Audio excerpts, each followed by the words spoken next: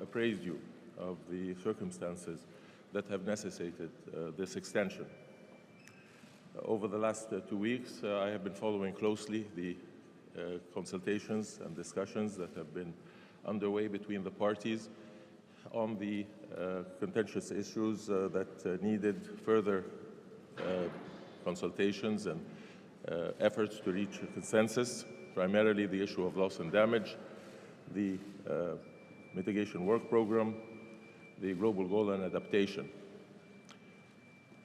In view of the divergence among parties, I mandated pairs of facilitators, ministers, to further conduct consultations, to which I was being reported to on the development.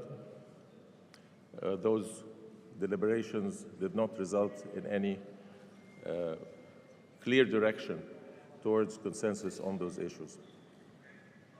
Since the stock-taking, we have been working through the night, all of yesterday, and through the night with all of the negotiating groups to hear from them directly their perspectives, their interests, where they see a landing zone to deal with these issues so that we can find a path forward and move ahead to reconfirm our dedication to the UNFCCC process and our ability to meet the challenges of climate change. After hearing the various perspectives, I, as President, developed texts on all of the 3 issues that are balanced, that I believe constitute a basis for moving forward, and further consulted with groups and gave them the opportunity to review those texts and to comment on them, introducing certain minor amendments. As you might imagine, none of the groups could say that all of their interests were reflected. But a vast majority of the parties indicated to me that they considered the text as balanced and that they constitute a potential breakthrough that can lead to consensus. There is still desire of groups of parties to further explore the texts, and thereby I will be providing them further opportunity to do so.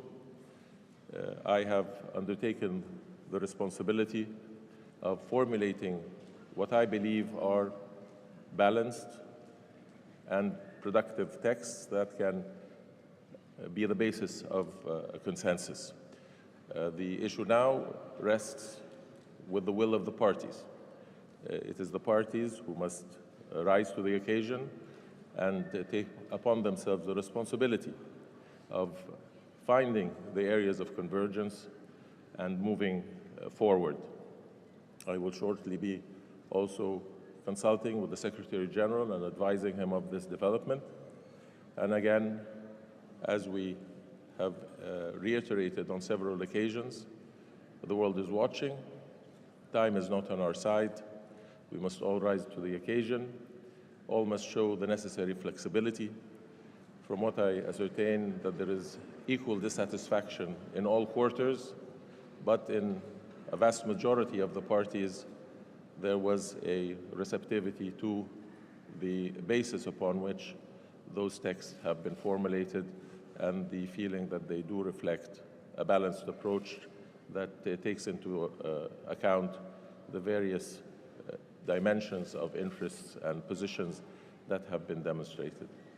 Again, it is up to the parties to show their determination and to reach a consensus, to reinforce the credibility of the UNFCCC process and to address through it the challenges related to climate change and the impacts that millions are suffering under the consequences of what we have seen in devastation of weather patterns, floods, cyclones, and the loss of lives and livelihoods that are associated. There is never a perfect solution, but there is an effort that I have exerted to provide the basis to move forward upon. And again, I hope that all will take advantage of this development. I will take one or two questions. Please.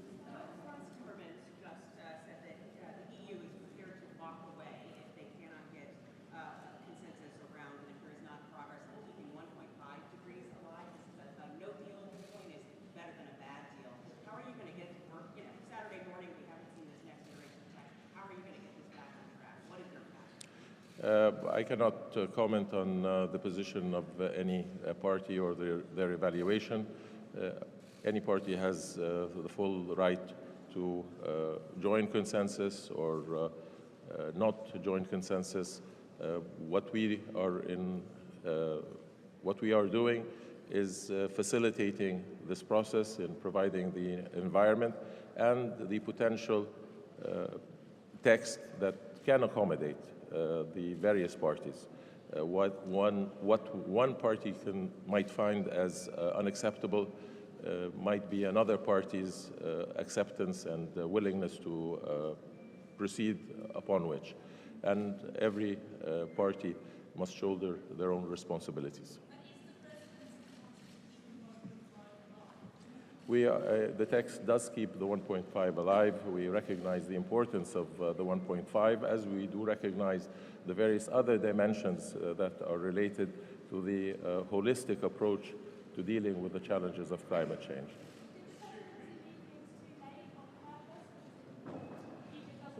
The presidency has been fully involved all through the 2 weeks. We have been involved before we have undertaken the presidency. We have especially on the issue of loss and damage, have mandated the two ministers to undertake this consultative process 6 months ago, and we have been following and participating closely in all of the negotiations, but giving the room for parties to deliberate, to reach consensus, giving room for the facilitators, ministers, to undertake their consultations and being closely involved with that process in terms of assessment, but we do give the room for the facilitators. Once the facilitators reported that they had not been able to reach consensus on any of the outstanding issues, we took it upon ourselves to, after consultations that have extended all through yesterday and all through last night until the early hours of this morning and are continuing now,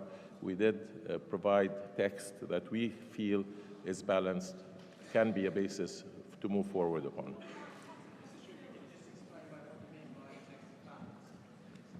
It takes, after having heard the positions of all the negotiating groups, we incorporated in the text language, conceptual ideas, definitive language that corresponds to the interests of all parties, with the qualifications that might be needed, and at times with the utilization of necessary language that also provides comfort in various quarters.